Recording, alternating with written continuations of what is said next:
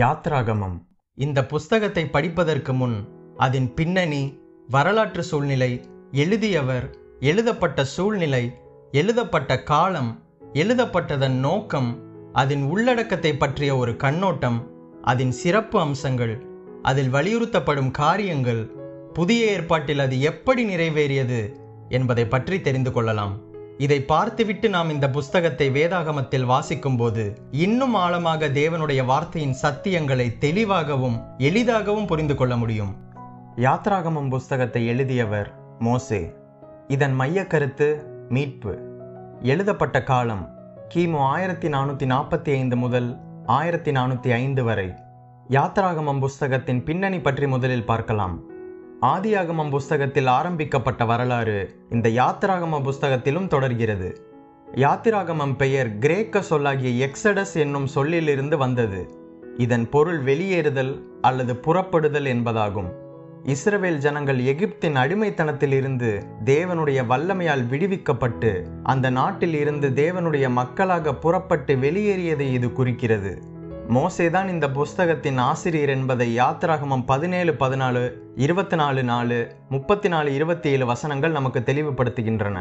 அடுத்ததாக யாத்ராகமம் எழுதப்பட்டதன் நோக்கம், தேவனுடைய வல்லமையினால் இஸ்ரவேல் மக்கள் எகிப்தின் அடிமைத்தனத்தில் இருந்து மீட்கப்பட்டு வாக்குத்தத்தம் பண்ணப்பட்ட கானான் தேசத்துக்கு வழிநடத்தி செல்லப்பட்டதான வரலாற்று முக்கியத்துவம் வாய்ந்த மீட்பு செயல் என்றென்றைக்கும் நிலைத்திருக்க வேண்டும் என்பதுதான் இந்த நூல் எழுதப்பட்டதன் நோக்கமாகும்.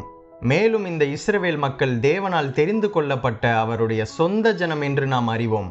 அவர்களோடு தேவன் செய்துள்ள உடன்படிக்கையும் இந்த நூலில் வெளிப்படுத்தப்பட்டுள்ளது.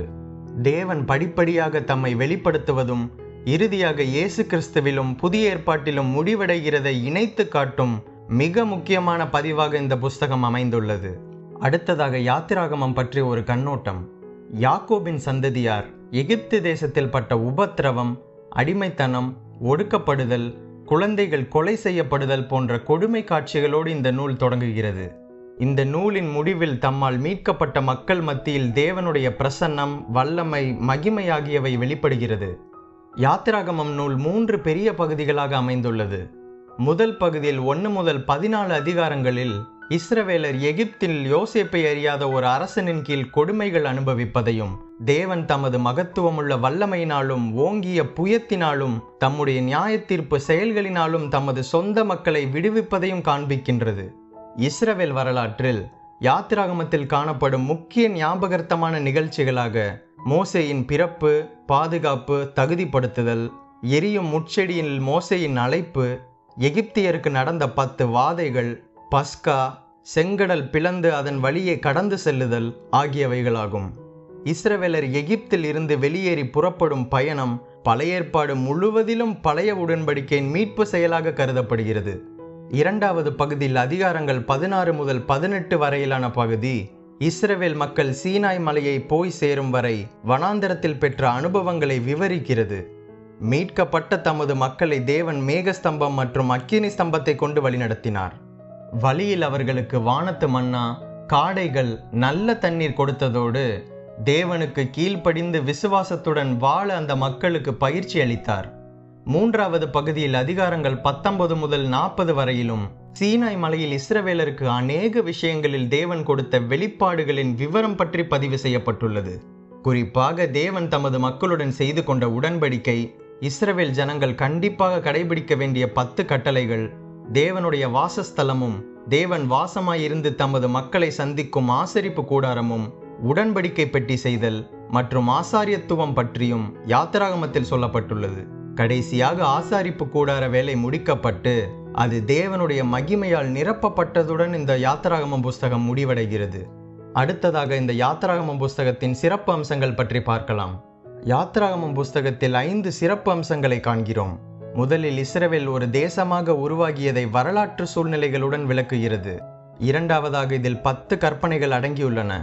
இவற்றின் மூலம் தேவன் தாம் மக்களிடம் எதிர்பார்க்கும் ஒழுக்க நெறியும் தமது மக்கள் நடந்து கொள்ள வேண்டிய நீதியான நெறிமுறைகளையும் வெளிப்படுத்தியுள்ளார்.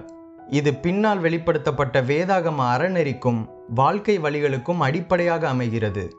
மூன்றாவதாக தேவனுடைய மீட்கும் கிருபை, செயல்பாட்டின் வல்லமை ஆகியவைகள் பழைய ஏற்பாட்டில் சொல்லப்பட்டுள்ளது.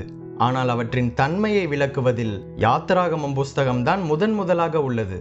பழைய ஏற்பாட்டு மொழிநடையில் உலகம், சாத்தான், பாவத்தின் அடிமைத்தன்மை, ஆபத்து ஆகியவற்றிலிருந்து தமது மக்களை தேவன் இயற்கைக்கு அப்பாற்பட்ட விதத்தில் வல்லமையாக விடுவிக்கும் விதத்தை யாத்திராகமம் விளக்குகிறது.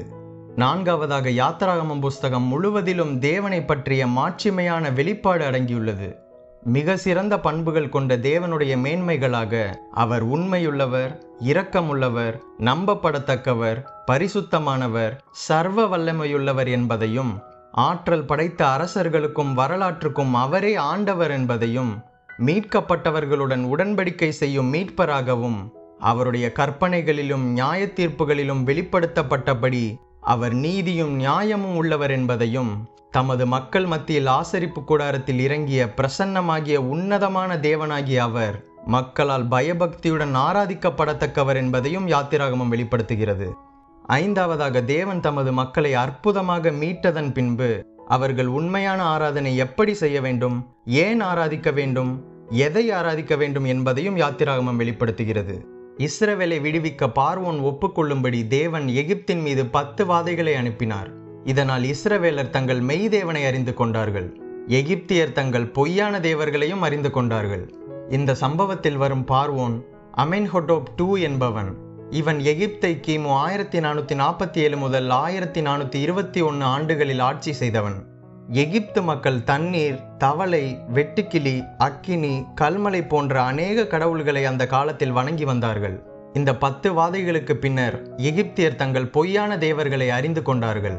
முதல் வாதையான தண்ணீர் மூலம் ஓசிரிஸ் என்கிற எகிப்திய கடவுள் தோற்கடிக்கப்பட்டது. இரண்டாவது வாதையான தவளைகள் மூலம் ஹெந்த் என்கிற எகிப்திய கடவுள் தோற்கடிக்கப்பட்டது. மூன்றாவது வாதையான பேன்கள் மூலம் சேப் என்கிற எகிப்திய கடவுள் தோற்கடிக்கப்பட்டது. நான்காவது வாதையான வண்டுகள் மூலம் ஹட்கோக் என்கிற கடவுள் தோற்கடிக்கப்பட்டது. ஐந்தாவது வாதையான மிருகங்கள் மீது கொள்ளை நோய் மூலம் ஏபிஸ் என்கிற எகிப்திய கடவுள் தோற்கடிக்கப்பட்டது. ஆறாவது வாதையாகிய எரிபந்தமான கொப்புளங்கள் மூலம் தைபோன் என்கிற எகிப்திய கடவுள் தோற்கடிக்கப்பட்டது. ஏழாவது வாதையான கல்மலையும் அக்கினியின் மூலம் ஷூ என்கிற எகிப்திய கடவுள் தோற்கடிக்கப்பட்டது. எட்டாவது வாதையான வெட்டுக்கிளிகள் மூலம் செராஃபியா என்கிற எகிப்திய கடவுள் தோற்கடிக்கப்பட்டது. ஒன்பதாவது வாதையாகிய 3 நாள் காரிருள் மூலம் ரா என்கிற எகிப்திய கடவுள் தோற்கடிக்கப்பட்டது. 10வது வாதையாகிய தலைப்பிள்ளை மரணம் மூலம் எகிப்தில் உள்ள எல்லா கடவுள்களும் தோற்கடிக்கப்பட்டன. அடுத்ததாக புதிய ஏற்பாட்டில் நிறைவேற்றம் பற்றி பார்க்கலாம். புதிய ஏற்பாட்டு உடன்படிக்கையின் நிறைவேற்றப்பட்ட மீட்பு யாத்திராகமம் புஸ்தகம் முழுவதிலும் நிழலோட்டமாக பரவியுள்ளது.